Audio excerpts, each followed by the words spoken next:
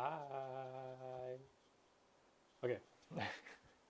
If you're here for TBG's review, you're in the right place because I've been a day one user, and the very day it went live, I went to collect the free SIM card from them. And I mean, technically, we're all beta testers, right? So here's everything you need to know from someone that's been using it since day one. TBG rebranded to Simba recently, and since 2016, they invested about 105 million for 4G licensing in Singapore. They're actually owned by an Australian company called APT, and they provide internet infrastructure down under, so like fiber, 4G services. But this is 2022, so after 6 years, are they competitive in terms of value to us? Is the signal better or worse? Is there a future where Simba will beat the likes of Singtel, StarHub, and even M1? Simba's mobile website is clean, friendly, no frills. That signals to us, pun intended, that it's not going to load you up with weird promos and marketing bullshit about their network or customer experience. Simba knows that it's a startup in a crowded market and they're trying to sell a no-nonsense experience focused on giving you the best value 4G. That's the impression that I get. In terms of just pure data, the best plan here on their website is their $10 for 100 gig of data. In fact, I would argue that it's the best SIM-only no-contract plan because we technically get unlimited calls to other Simba numbers, 300 outgoing minutes to other telcos, and 30 SMS. A little, that one, but as a really added bonus, right, you get free 1 gigabyte of roaming data to Malaysia, Thailand, and Indonesia every month. In comparison, Giga offers $10 per month for 10 gig, and Changi Mobile is $10 for 50 gig, but only for the first 6 months. I hate these kind of promos that reduce the data after like few months, and I've called Circles Live out on this video, and Changi is doing the same sneaky stuff where if you save the promo's image, it cuts out the fine print that says that the free data expires after 6 months. This is a very anti-consumer move and it feels borderline deceptive. But back to Simba. The mobile app and website lets us sign up for their services quite conveniently, I must say, and they look quite identical. But before signing up, right, Simba wants you to check if your phone is VoLTE compatible. So what does that mean? So this part is important. Just allow me to explain what VoLTE is. So VoLTE stands for Voice over LTE, and LTE is the same as 4G. They're usually used interchangeably. VoLTE is just making traditional calls to your ama or kong for dinner. It's just that you use 4G to make calls lah. So technically speaking, right, 4G signal isn't really meant for calling. It was developed to cope with the rising data requirements like watching YouTube in HD and Instagram Reels and all these kind of pictures and videos. So in the past, a non-compatible phone and immature 4G implementation meant that when you're making calls, you had to switch between 4G to 3G. So once 4G was stable, VoLTE was introduced to allow calls using 4G. If you're using an older phone that is not VoLTE enabled, you cannot make any calls on Simba's network. The good news is that most modern phones do support it with a software update. So you can check your Android settings or your iPhone settings before you sign up for Simba's network. So once that's done, right, here's what it's like porting in. So Simba makes it clear in the red text that you should not be a prepaid customer and that your details should be correct before proceeding, because if you put them wrong, you're going to have problems porting in your existing phone number lah. So once that's cleared out of the way, Simba offers either delivery or pickup for the SIM card.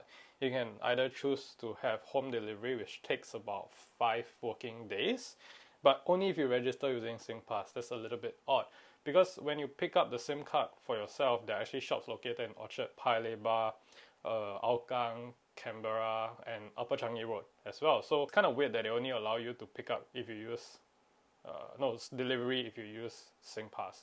If you choose to pick up though, for some reason Simba charges $5, and that's fine, but my problem with it is that it doesn't state that you have to pay the $5 fee anywhere. I only got notified in an email that there's a fee after I signed up. So there is hidden fees and it is a little bit irritating.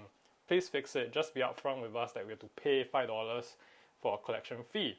It's that simple. So unlike Circles where we can choose the delivery time and date, Simba sends via normal SingPost mail. Circles definitely has a lead over here, and while I don't need a SIM card immediately, you can opt to pay $5 to pick up at somewhere near you lah. Again, thanks Simba. After that, you need to fill out a rather long form, but it can be completed using SingPass. Simba also lets us change our personal email and phone number if you want to use a different contact point. I think that's quite important because some of us have different emails and phone numbers. While Circus doesn't immediately request for payments, Simba does. This doesn't matter to me because it's like I order McDonald's and I pay first at the kiosk lah. It's the same. Oh yeah, sorry. Simba doesn't accept gyro, only credit card, debit, or PayNow where you transfer the credit into Simba's app. Sort of like prepaid, that kind of thing. So once the payment is complete, right, they'll send a confirmation order to your registered email that you've put earlier. So I got the SIM card on the 21st of November, which took about 3 working days to arrive. I was one of the first subscribers to Simba's free service back then when they launched, and I've actually got their old SIM card here for comparison, which I'll show you in just a bit. Inside the mail are clear instructions with the new SIM marked version 3.0. My guess is that they've managed to add APN settings into their new SIM cards because their old version 1.0 ones, they probably don't have that, and we have to manually add the APN in, and that's a barrier of entry for people who are not familiar with tech. So try and ask someone for help if you can. And yeah, when I check in my Google Pixel 6a, the APN is inside my settings. I don't have to configure anything, I just need to click on it.